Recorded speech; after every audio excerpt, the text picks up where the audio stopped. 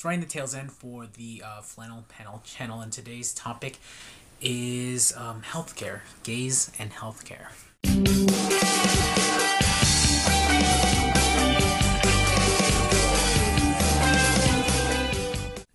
Now, here's the thing about it. It being the big elephant in the room, gay rights or visitations in the hospital.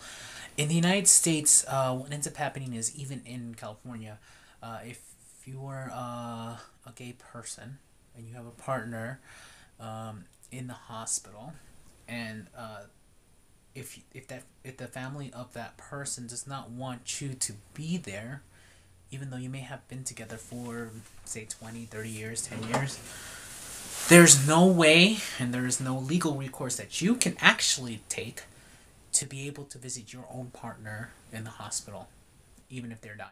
Now, for those of you who live in other countries and may already have gay rights, like was explained what happens in Canada by Grimace, there are certain mechanisms that work legally in the framework, especially in California, that you have to do if you are a gay couple.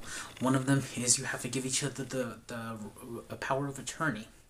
You have to allow each other to have a living will that says exactly what you want to happen in the hospital when you're in the hospital. You have to basically inform the family. You have to make sure that your property is protected, because there was a story in NPR that basically said that there was these two men, and they were partners. They were living with each other for 20 years, and one of them had a fall. He went to the hospital, and his partner could not have access to him. And it wasn't that the family was doing it, it was the hospital in Sonoma County that was doing it.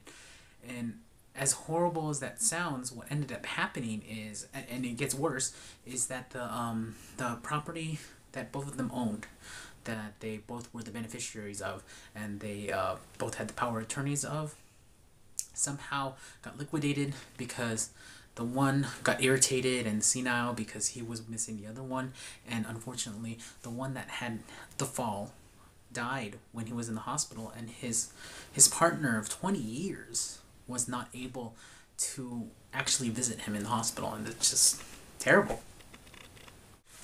Now, here's the thing. In other countries where gay marriage is legal and hunky-dory and everything, that's not the way things are done. I have another story for you. Something that affected me personally.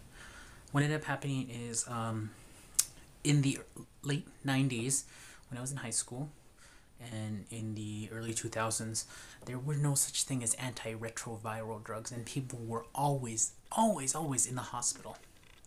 And it's something that they could have done.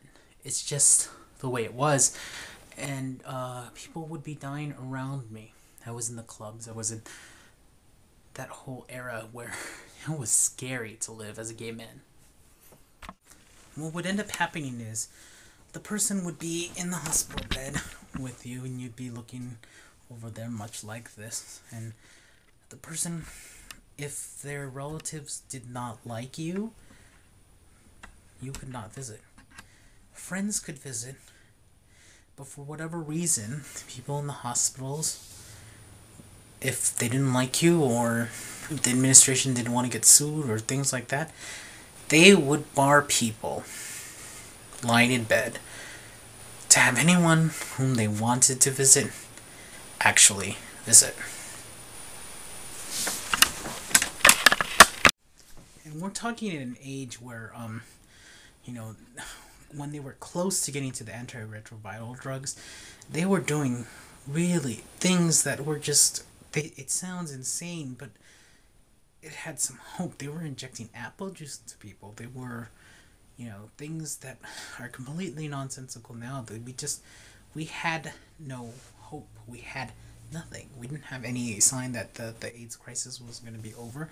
And now there are some individuals who are living to 50, 60 years old. They may look older than the rest of us, but they have the same problems as any other older person would have. They have now, instead of just HIV, they have high blood pressure, they have diabetes, they have skin problems, they have cancer, and this is how far we've actually came since the beginning. I'm recording this just to, make a point, really, honestly. Um, if you're in a hospital bed, you can't move. You may not be able to talk. And the state of healthcare in America is already bad. But the state of healthcare for people who are homosexual in the United States is getting better, actually. Obama said that all hospitals that receive federal funding should allow gays to be able to visit in the hospital.